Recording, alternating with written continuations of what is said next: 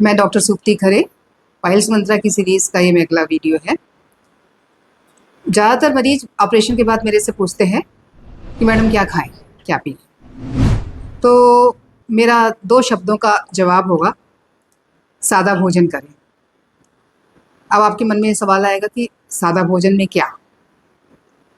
तो सादा भोजन आपके देश, आपके स्थान, आपके राज्य, आपकी जगह से के आधार पर होगा।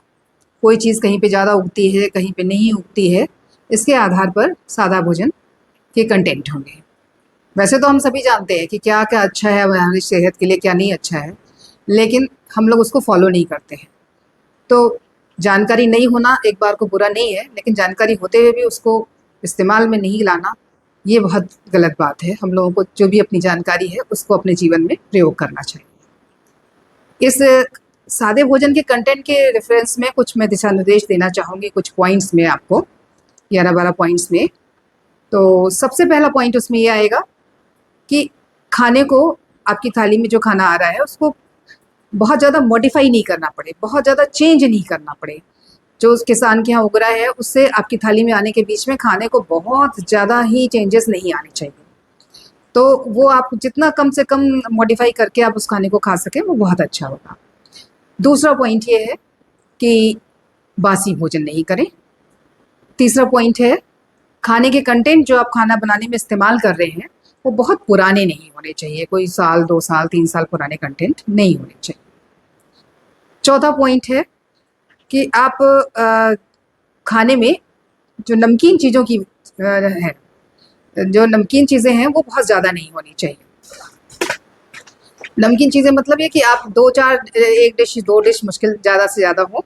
जितनी ज़्यादा नमकीन चीज़ें आपके खाने में होंगी, उतना ही ज़्यादा नमक आपके शरीर में जाएगा और वो आपको नुकसान करेगा। 5वां पॉइंट है, खाने में तेल बहुत ज़्यादा नहीं होना चाहिए। रिफाइंड ऑयल तो बिल्कुल भी इस्तेमाल नहीं करें। सब्जी के ऊपर तैरता हुआ तेल अच्छा नहीं है आपकी सेहत के लिए। छठा पॉइंट है, आपको जो अनाज और दालें हैं, वो आपके एरिया में जो भी उगती हैं, वही इस्तेमाल करें। एक अनाज और एक दाल मिला कर के लेंगे तो एक न्यूट्रिशन पूरा हो जाता है। आपको ये भी देखना होगा कि बहुत सारे अनाज और दालों में बहुत सारे सबको सूट नहीं करता है, तो उसमें जो आपको सूट करे वो आप ले लें। लेकिन आपके एरिया में ही जो उग रहा है, उन्हीं में से चीज़ों को इस्तेमाल करें। 7वां पॉइंट है कि आपके खाने में बहुत ज़्यादा ये चिप्स, कुरकुरे, नमकीन, इस कोल्ड ड्रिंक्स तो बिल्कुल भी ना लें। 8वां पॉइंट है कि आपको मैदे का इस्तेमाल बिल्कुल नहीं करना है। 9वां पॉइंट है, फल और दूध को खाने से अलग रखें तो ज़्यादा अच्छा रहेगा। फल और दूध जो है मेन खाने के साथ नहीं खाएं। तो बीच में आपको ये 2 ऑप्शंस रहेंगे आपके पास कि कभी बीच में आपको कोई भूख लगती है तो आप खाने के बीच के हिस्से में ये हेल्दी चीज़ें ले सकते हैं।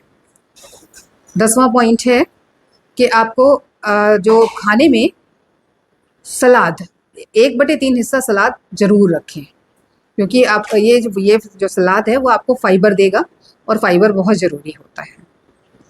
11वां पॉइंट है, आपको पानी खाने से के साथ नहीं पिएं। खाने से या तो 1 घंटे पहले पी लें या 1.5-2 घंटे बाद पिएं, क्योंकि खाना जो पानी है वो अगर आप जो भी आप खाते हैं उसको इतना डाइल्यूट कर देता है, उस हिसाब से आपके जो एंजाइम्स हैं वो नहीं निकल पाते हैं, फिर डाइजेशन में प्रॉब्लम करता है। तो आपको इस तरह का ध्यान रखना है। थोड़ा बहुत 1-2 सिप अगर बीच में लेना चाहें ले सकते हैं, लेकिन आपको ज़्यादा नहीं लेना है।